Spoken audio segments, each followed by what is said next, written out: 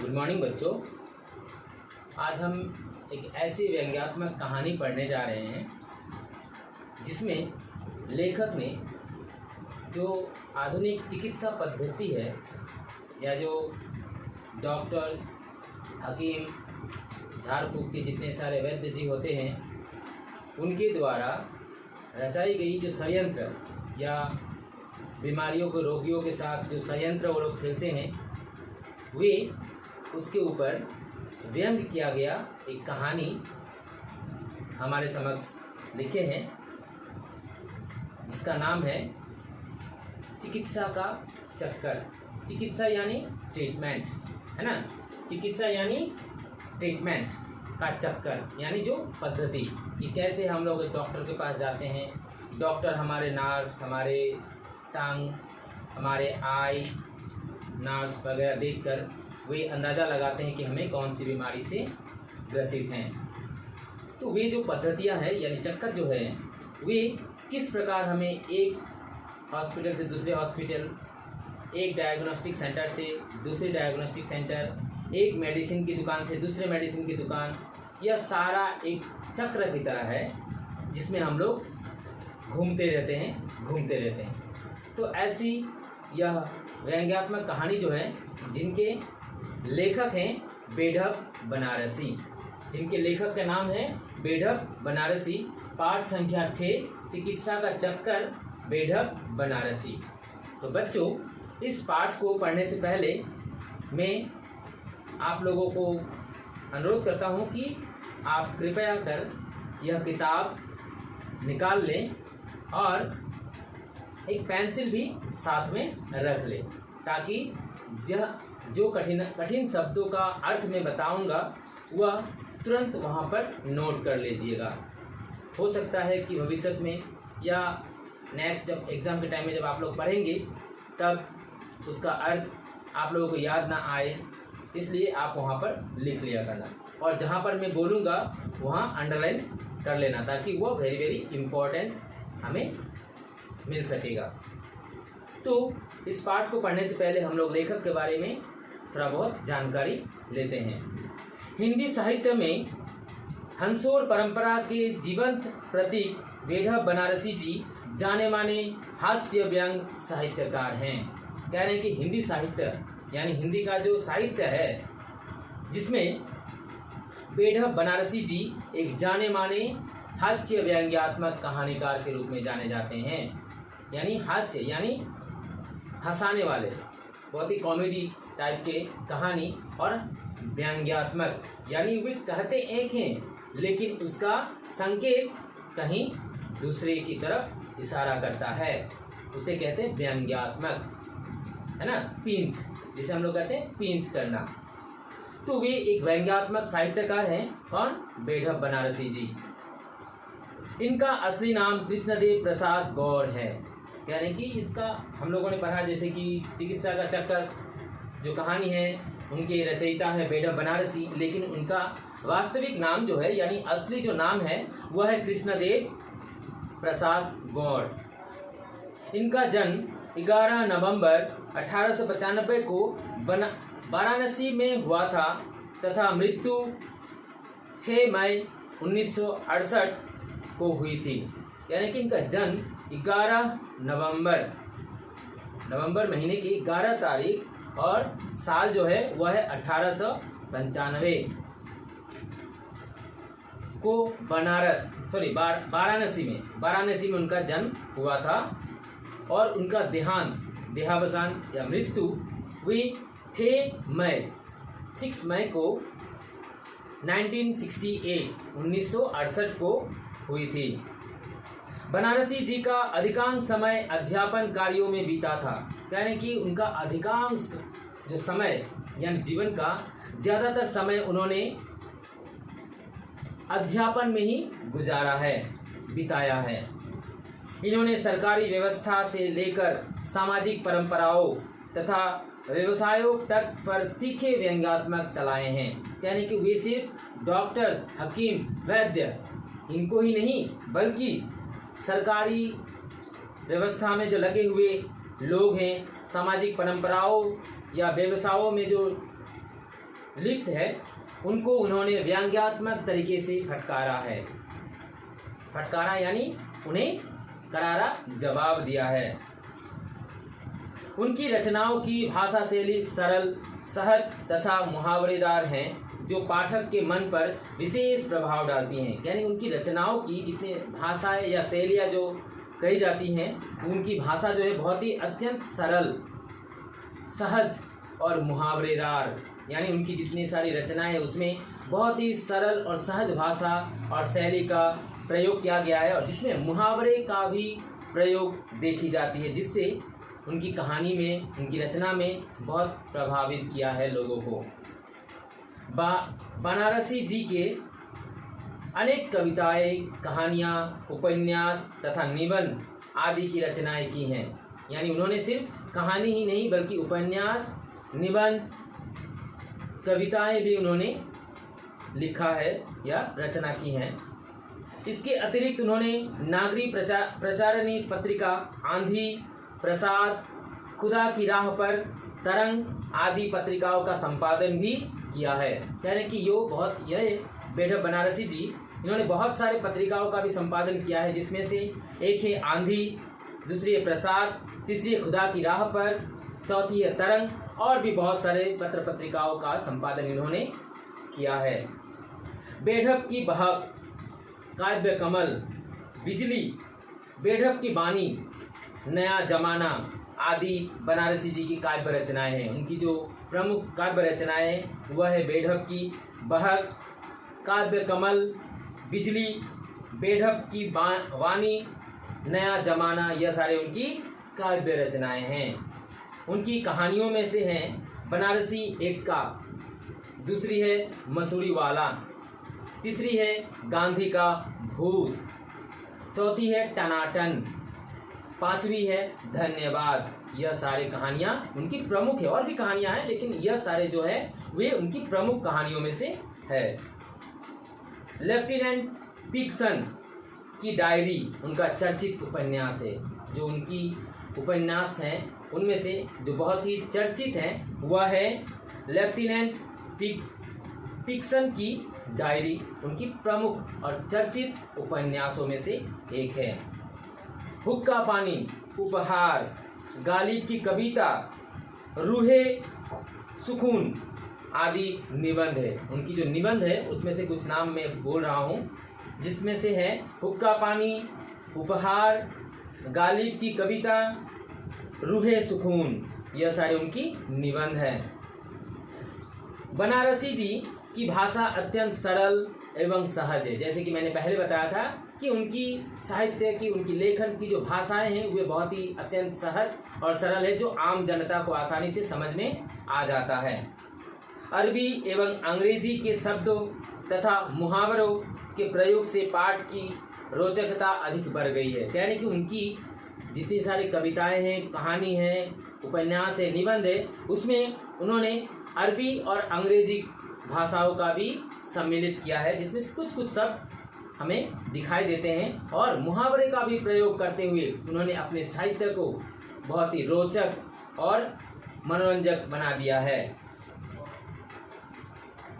तो बच्चों, इस पाठ में जैसे कि बेढप बनारसी जी ने चिकित्सा पद्धतियों पर या चिकित्सा के चक्कर पर उन्होंने करारा व्यंग किया है, तो आओ हम लोग देखते हैं कि इस पाठ में उन्होंने किस प्रकार का व्यंग हमारे सामने प्रस्तुत करते हैं। सभी अपना अपना पेंसिल और बुक को ध्यान से और लाइन बाय लाइन उसे ध्यान से देखना और उसे अंडरलाइन करना और शब्द के अर्थ लिखना। मैं बिल्कुल हट्टा कट्टा आदमी हूँ, यानी कि मैं यानी कोई एक व्यक्ति है, लेखक भी हो सकते हैं या कोई व्यक्ति, वह अपने जीवनी बता रहा है कि मैं एक बिल्कुल ही हट्टा खट्टा मतलब बहुत ही स्ट्रांग, है ना, ताकतवर, है ना, स्ट्रांग आदमी हूँ, व्यक्ति हूँ। देखने में मुझे कोई भला आदमी रोगी नहीं कह सकता, यानी कि मैं जिस प्रकार हूँ मुझे देखकर कोई भला आदमी मुझे रोगी यानी बीमारी, है ना, जो बीमार, किसी प्रकार के बीमार से ग्रसित होते हैं उसे रोगी कहते हैं या बीमारी कहते हैं। भले आदमी को कोई बीमारी या रोगी नहीं कहते। तो कह रहे हैं कि कोई अगर अच्छा व्यक्ति हमें अगर देखे तो मुझे कोई रोगी या रोगिया या बीमारी नहीं कह सकता। मेरी आयु लगभग 35 वर्ष की है। तो बच्चों इस लाइन को अंडरलाइन करो पेंसिल से कि मेरी आयु लगभग 35 वर्ष की है, यानी उनका उम्र कितने वर्ष का है? 35 अर्थात अंग्रेजी में कहते हैं 35 ईयर्स ओल्ड। उनका आयु जो है, वयस जो है वे है 35 वर्ष का। आज तक कभी बीमार नहीं पड़ा। वे कह रहे हैं कि आज तक, यानी वे 35 साल के हो गए हैं लेकिन आज तक कभी वे बीमार नहीं पड़े हैं। कभी किसी प्रकार का बीमार, यानी गैस का या बदहजमी का किसी प्रकार का बीमार उन्हें ग्रसित नहीं किया है। लोगों को बीमार देखता था तो मुझे बड़ी इच्छा होती थी कि किसी दिन मैं भी बीमार पड़ता तो अच्छा होता। कह रहे हैं कि लोगों को बीमार देखते, यानी दूसरे को, यानी दूसरे व्यक्ति को जब मैं बीमार देखता तो मुझे बहुत पछतावा होता। किस प्रकार की पछतावा? कि काश मैं भी बीमार पड़ता तो अच्छा होता। क्यों अच्छा होता हम लोग आगे देखेंगे कि वे बस अभी यही सोच रहे हैं, पछता रहे हैं कि अक्सर अगर काश मैं बीमार होता तो कितना अच्छा होता। यह तो न था कि मेरे बीमार होने पर भी दिन में 2 बार बुलेटिन निकलते, पर इतना अवश्य था कि मेरे बीमार पड़ने पर हंटेल बिस्कुट, जिन्हें साधारण अवस्था में घरवाले खाने नहीं देते, दवा की बात और है, खाने को मिलते। कह रहे कि भले ही कि मेरे बीमार पड़ने पर भले ही बुलेटिन, है ना, बुलेटिन न निकलते। बुलेटिन, यह जो शब्द आया है बुलेटिन, बुलेटिन का अंग्रेजी होता है न्यूज़, है ना।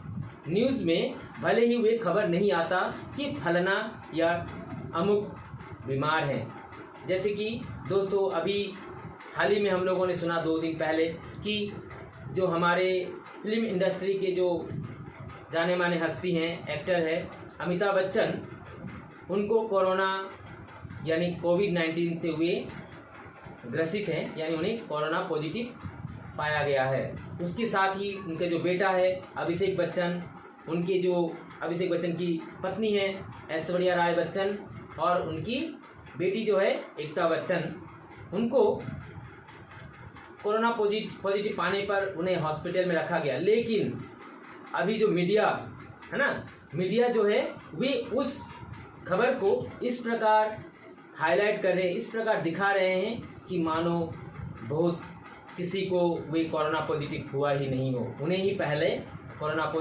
पॉजिटिव पकड़ में आया है। तो इसलिए कहते हैं कि मानो मैं कोई महान या बड़ा कोई व्यक्ति या हस्ती नहीं हूँ जिसके बीमार पड़ने पर बुलेटिन में खबर छपेगा या खबर निकलेगी, पर इतना अवश्य था कि मेरे बीमार पड़ने पर हंटेल बिस्कुट, यानी एक प्रकार का बहुत ही कीमती बिस्कुट, जो हंटेल बिस्कुट जो साधारण मनुष्य खाते नहीं हैं, यानी उनके पास उतने पैसा नहीं होते जो वे खरीद कर खा सकें। तो कह रहे हैं क्या, भले ही बुलेटिन में मेरा न्यूज़ नहीं छपता परंतु मैं कम से कम हंटेल बिस्कुट तो खा पाता जो घर वाले खाने नहीं देते। दवा की बात और है, यानी बीमार पड़ने पर तो दवा खाना ही पड़ता है, लेकिन बिस्कुट जो है वे खाने को मिलता। यूडी क्लोन की शीशिया सिर पर कोमल करों से बीवी उड़ेल कर मलती, और सबसे बड़ी इच्छा तो यह थी कि दोस्त लोग आकर मेरे सामने बैठते और गंभीर मुद्रा धारण करके पूछते, कहिए बेढप जी कैसी तबीयत है, किसकी दवा हो रही है, कुछ फायदा है। तो वे कह रहे हैं कि बेढप बनारसी जी। अभी हमें यह मालूम हुआ कि वे मैं जो शब्द था वे कौन थे। अभी तक हमने बस एक अंदाज़ा लगाया कि वे कोई व्यक्ति या कोई पुरुष हो सकता है, लेकिन अभी यहाँ पर हमें वह लाइन आता है कि पूछते हैं कहिए बेढप जी। बेढप जी कौन है? वही बेढप बनारसी जो इस पाठ के लेखक हैं। तो वे बीमार होना चाहते हैं। तो कह रहे हैं कि अगर मैं बीमार होता तो मेरे दोस्त लोग मुझे देखने के लिए आते हैं, है ना। मैं भी अक्सर सोचता हूँ, मैं भी अभी तक कभी बीमार नहीं पड़ा, लेकिन अक्सर मैं सोचता हूँ कि काश मैं भी बीमार पड़ता तो हॉस्पिटल में भर्ती होता या घर पर किसी बिस्तर पर पड़ा रहता, लोग मुझे देखने आते, हमारे जो सगे संबंधी है, रिलेटिव्स है, दूर दूर के, वे आते और आदर स्नेह से वे पूछते कि रमेश कैसे हो, कुछ खाया पिया, क्या दवा दारू ले रहे हो, है ना। यह सारे मिलते, कुछ आश्वासन मिलते, कुछ प्यार मिलता। तो वे बेढप जी भी यही चाहते हैं कि काश मैं भी बीमार पड़ता तो मेरे दोस्त सगे संबंधी लोग आते, मुझे देखते, मेरे हाल चाल पूछते। तो कह रहे कि अगर मैं बीमार होता तो मेरे दोस्त लोग आते और गंभीर स्वर में, यानी बहुत ही उदासी रूप से वे पूछते कि बेढप जी कहिए कैसे हैं आप, है ना। बेढप जी कैसी तबीयत है आपकी, किसकी दवा हो रही है, यानी किसका, डॉक्टर्स के, एलोपैथी डॉक्टर या होम्योपैथी डॉक्टर, है ना, या किसी वैद्य के, किसी हकीम के, है ना, या तरह तरह के सवाल वे पूछते। तो वे पूछ रहे हैं कि किसकी दवा हो रही है, यानी उसका मतलब हो गया कि होम्योपैथी हम लोग खा रहे हैं या एलोपैथी खा रहे हैं या किसी हकीम से हम लोग ट्रीटमेंट करवा रहे हैं, इलाज करवा रहे हैं, या फिर किसी वैद्य से करवा रहे हैं, है ना। उनका पूछने का मतलब यही था। कुछ फायदा है, यानी जो आपने जिसका दवा ले रहे हैं सुबह शाम रात को, उससे कुछ फायदा हुआ है। जब कोई इस प्रकार से रोनी सूरत बनाकर ऐसे प्रश्न करता तब मुझे बड़ा मजा आता और उस समय मैं आनंद की सीमा के उस पार पहुंच जाता। कह रहे कि इस प्रकार के अगर सवाल मेरे बीमार पर काश कोई पूछता तो मैं तो उत्साहित होकर, प्रफुल्लित होकर आनंद की सीमा पार कर उस पार पहुंच जाता, यानी आनंद का जो सीमा है, खुशी का जो एक दायरा है, उसके उस पार में क्रॉस कर लेता। हाँ, अभी देखते हैं आगे की पैराग्राफ कि हाँ, तो एक दिन में हॉकी खेलकर आया। लेखक बेढप बनारसी जी कह रहे हैं कि एक दिन, वंस ए डे, एक दिन में हॉकी तो समझते हैं, हॉकी का खेल, वे खेल कर आया, है ना। एक छोटा सा गेंद होता है और जिसको एक लाठी लेकर उसे खेलते हैं, उसे कहते हैं हॉकी। हॉकी का खेल खेलकर वे घर वापस आए। कौन? बेढप बनारसी जी। कपड़े उतारे, कह रहे कि वे खेलकर आने के बाद कपड़े उतारे, स्नान किया। वे आकर जो गंदा हुआ था कपड़ा, उस कपड़े को उन्होंने उतारे, जो पसीने से लथपथ हो गए थे उनको उतारा, फिर नहाया भी, है ना। खेलने के बाद हमारे सारे बदन, हमारे सारे शरीर जो है पसीनों से भीग जाते हैं, कपड़े भी भीग जाते हैं, उसमें से बदबू निकलना शुरू हो जाता है। तो वे कपड़े को उतारा, धोया, फिर स्नान भी किया, यानी वे नहाया भी। शाम को ही भोजन कर लेने की मेरी आदत है, पर आज मैच में रिफ्रेशमेंट जरा ज़्यादा खा गया था, इसलिए भूख न थी। कह रहे हैं कि वे हॉकी कब खेलते हैं लोग? शाम को ना। तो शाम को हॉकी का खेल खेलने के बाद वे आकर अपने कपड़े उतारे, नहाया। उनका यह आदत था, यानी हैबिट, उनकी हैबिट थी कि वे शाम को ही अपना भोजन कर लेते थे, लेकिन वे आज नहीं कर रहे हैं। क्यों? क्योंकि वे मैच, जो आज का जो मैच था, है ना, जो खेल था, मैच यानी खेल, जो खेल था उसमें आज रिफ्रेशमेंट यानी अल्पाहार, रिफ्रेशमेंट यानी अल्पाहार, यानी अल्प यानी थोड़ा, और आहार, अल्प थोड़ा आहार, है ना, अल्पाहार। जैसे कि इसे मैं बोर्ड के माध्यम से बताता हूँ कि जैसे कि आधा ल पर आ का मात्रा, आ का मात्रा र, यह हो गया अल्पाहार। इसको अगर हम लोग दो शब्द, यहाँ पर दो शब्द है ना, इसको अगर हम लोग तोड़ेंगे तो आता है अल, है ना, आता है अल, उसके बाद आता है जुग आहार। अल्पाहार से हम लोग समझ नहीं पा रहे थे कि इसका अर्थ क्या है, लेकिन अगर इसे हम लोग तोड़ देंगे, यानी दो शब्द में ले आएंगे तो हमें आसानी में समझ आ जाएगी। जैसे कि हम लोगों ने देखा कि अल्प यानी थोड़ा, आहार यानी खाने का आहार, खाद्य, तो थोड़ा सा खाद्य जो रिफ्रेशमेंट, वे हमें खाने के लिए मिला। तो कह रहे हैं कि जब मैं हॉकी का खेल खेल रहा था तो उस वक्त खेल में ही अल्पाहार दे दिया गया था। रिफ्रेशमेंट जरा ज्यादा ही खा लिया था। कह रहे कि अल्प यानी थोड़ा तो मिलता है, लेकिन मैंने क्या किया, उसमें कुछ ज्यादा ही खा लिया था। यानी थोड़ा मिला था लेकिन शायद उन्होंने दोबारा तिबारा लेकर वे खा लिए थे, जिसके ज्यादा हो गए थे, इसलिए भूख न थी। यानी खेल के वक्त जो अल्पाहार या रिफ्रेशमेंट जो उन्होंने ज़्यादा खा लिया था, उसकी वजह से उनकी पेट पर भूख नहीं थी। श्रीमती जी ने खाने को पूछा। श्रीमती यानी यहाँ पर दो सवाल आते हैं कि जैसे कि श्रीमती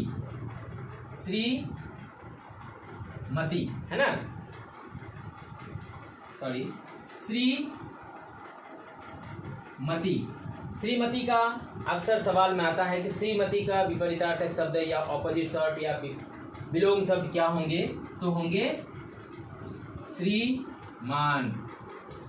श्रीमती से हो गया स्त्री जाति और श्रीमान से हो गया पुरुष जाति, है ना। यानी श्रीमती श्रीमान यहाँ पर दो है, यानी पति और पत्नी। पत्नी को कहते हैं श्रीमती और पति को कहते हैं श्रीमान, है ना। तो कह रहे हैं कि श्रीमती जी ने खाने को पूछा, यानी बेढप बनारसी की जो पत्नी हैं, जो श्रीमती हैं, उन्होंने उनसे खाने के लिए पूछा कि क्या खाना निकाल दूं आपके लिए। मैंने कह दिया कि आज स्कूल में मिठाई खाकर आया हूं, कुछ विशेष भूख नहीं है। जब पत्नी ने, बेढप बनारसी जी के पत्नी ने उनसे पूछा कि क्या मैं आपके खाने के लिए खाना तैयार कर दूं, तो उन्होंने कहा नहीं, आज मैं खेल में कुछ ज़्यादा ही खाकर आया हूं मिठाई, जिसकी वजह से आज भूख नहीं है। कुछ विशेष यानी उतना भूख नहीं है ना, थोड़ा बहुत भूख है, आराम से चल जाएगा। उन्होंने कहा विशेष न सही, साधारण सही। उन्होंने कौन? श्रीमती ने अपने पति श्रीमान बेढप बनारसी जी से कह रही हैं कि विशेष न सही यानी ज़्यादा न सही, थोड़ा सा तो खाएंगे, थोड़ा सा खा लीजिए। साधारण सही यानी थोड़ा सा। मुझे आज सिनेमा जाना है। मुझे किसे? श्रीमती को, यानी बेढप बनारसी जी के पत्नी को कहाँ जाना है? सिनेमा देखने, है ना, पिक्चर देखने उन्हें जाना है। तो उन्होंने कहा कि थोड़ा सा ही खा लिया कीजिए, तुम अभी खा लेते तो अच्छा था। कह रहे हैं कि अगर आप, श्रीमती अपने श्रीमान से यानी अपने पति से, बेढप बनारसी से कह रहे हैं कि अगर आप खा लेते तो अच्छा होता, क्योंकि मुझे सिनेमा देखने जाना है, पिक्चर देखने जाना है। संभव है मेरे आने में देर हो, क्या पता मेरे आने में कुछ विलम्ब हो जाए, देर हो जाए, है ना। मैंने फिर इनकार नहीं किया, उस दिन थोड़ा ही खाया।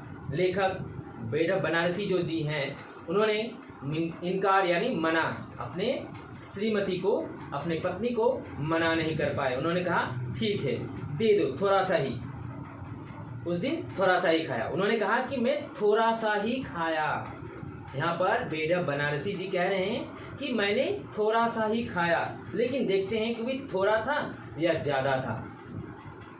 12 पूरियाँ। मैंने कहा था ना कि वे बेढप बनारसी जी जो हैं, वे बहुत ही व्यंग्यकार लेखक के रूप में माने जाते हैं, है ना। तो यहाँ 12 पूरियाँ यानी मेरे जैसे इंसान भी 8 से 10 पूरियाँ खा पाएंगी, लेकिन 12 पूरियाँ, वह भी उन्होंने खेल में, हॉकी के खेल में अल्पाहार से कुछ ज़्यादा ही खा चुके थे। उनका पेट में उतना भूख भी नहीं था, लेकिन तब भी वे कह रहे हैं कि मैंने थोड़ा सा खाना खाया। थोड़े से में देखो 12 पूरियाँ आ जाते हैं, पता नहीं और भी आगे कितने खाए होंगे। कह रहे हैं कि 12 पूरियाँ थी, यानी जो उन्होंने खाया उसमें से कितने पूरियाँ थे? 12 पूरियाँ। इसको अंडरलाइन कर लो कि उन्होंने कितने पूरियाँ खाए थे? 12 पूरियाँ यानी 12, 1 2 12 पूरियाँ। और वही रोज वाली आधा पाव मलाई, रोज वाली यानी जो हमेशा, यानी जो शाम को नहीं भी खाते थे तो वे आधा पाव मलाई, है ना। और आज जब इस हॉकी के खेल में वे अल्पाहार करके आए हैं तब भी उतना ही खा रहे हैं, तो इसे हम सामान्य या साधारण भोजन कह सकते हैं? नहीं ना। यानी इतना कुछ खाने के बाद भी उन्होंने 12 पूरियां और आध पाव मलाई, है ना। आध पाव यहाँ पर क्या होते हैं? आध पाव यानी आधा पाव, है ना। यानी एक पाव होते हैं, एक पाव यानी जैसे कि 1 केजी, है ना, 1 केजी और 1 किलोग्राम। हम समझते हैं कि 1 केजी 1 किलोग्राम, उसमें से 500 ग्राम यानी इसके आधा, फिर इसके आधा हुए 250 ग्राम यानी 250 ग्राम, है ना। अब एक पाव जो है वह इसके आधा यानी 125 ग्राम, है ना। यानी 1 केजी से आधा हुआ आधा केजी, हाफ केजी, फिर उसके हुए 250 ग्राम, और आध पाव जो होता है 1.25, है ना। तो 125 ग्राम उन्होंने मलाई भी पिया, जिसे कहते हैं आध पाव मलाई, है ना। खा चुकने के बाद पता चला कि प्रसाद जी के यहाँ से बाग बाजार का रसगुल्ला आया है। यानी उन्होंने हॉकी के खेल में जो रिफ्रेशमेंट अल्पाहार खाया था, उसके बाद घर आकर 12 पूरियां भी खा लिए, आधा पाव मलाई भी खा चुके। अब खाने के बाद उन्होंने जब सुना कि पता चला कि प्रसाद, कोई उनके दोस्त, कोई रिश्तेदार, कोई पड़ोसी उनके यहाँ जिनका नाम है प्रसाद, जिनके वहाँ से बाग बाजार के रसगुल्ला, यानी कोई एक बाजार है जिसका नाम है बाग बाजार का रसगुल्ला आया था। रस तो होगा ही, उन्होंने सोचा कि उसमें तो रस तो होगा ही, यानी रस यानी सीरा, रस या मीठा या कुछ बहुत ज़्यादा टेस्टी जिसे कहते हैं रस, तो टेस्ट तो होगा ही। कल तक संभव है कुछ खट्टा हो जाएगा, यानी अगर अभी मैं नहीं खा पाया उस रसगुल्ले को तो क्या पता कल सुबह तक वे खराब हो जाएंगे, खट्टे हो जाएंगे, है ना, बासी पड़ जाएंगे, खराब हो जाएंगे, तो ये बेकार में फेंक दिए जाएंगे। इससे अच्छा अभी मैं खा लेता हूँ। तो उन्होंने क्या किया, 6 रसगुल्ले निगल कर मैंने चारपाई पर धरना दिया। कह रहे कि वे जो प्रसाद जी के यहाँ से बाग बाजार से, कौन सी बाजार, इसको अंडरलाइन, किसके यहाँ से, प्रसाद जी के यहाँ से, इसको भी अंडरलाइन कर लो। और कितने पूरियाँ और क्या खाए थे इसको भी अंडरलाइन कर लो कि उन्होंने 12 पूरियाँ और आध पाव मलाई भी खाए थे।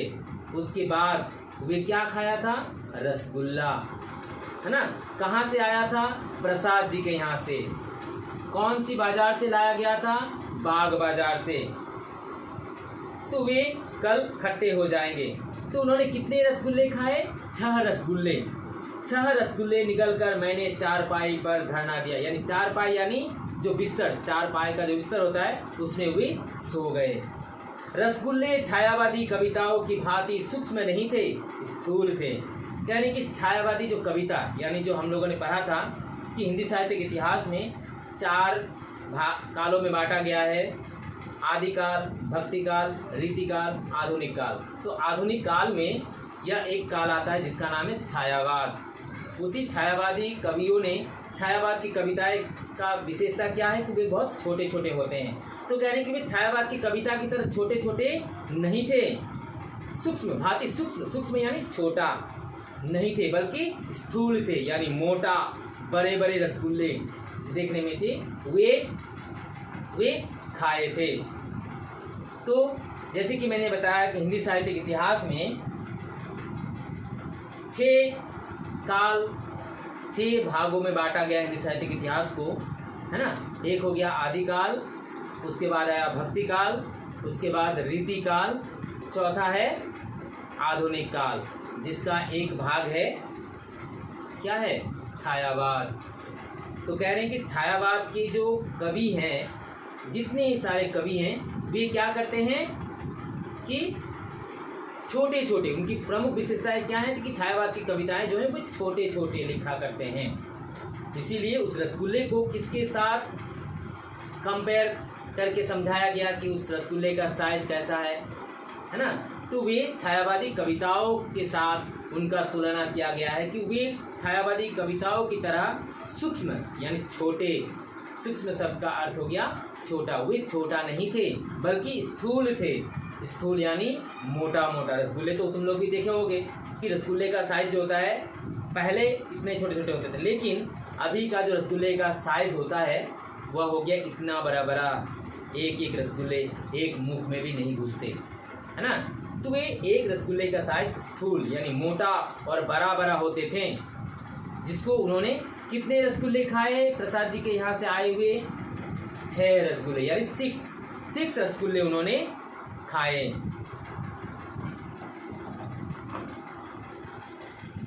आगे की वीडियो में हम लोग देखेंगे। धन्यवाद।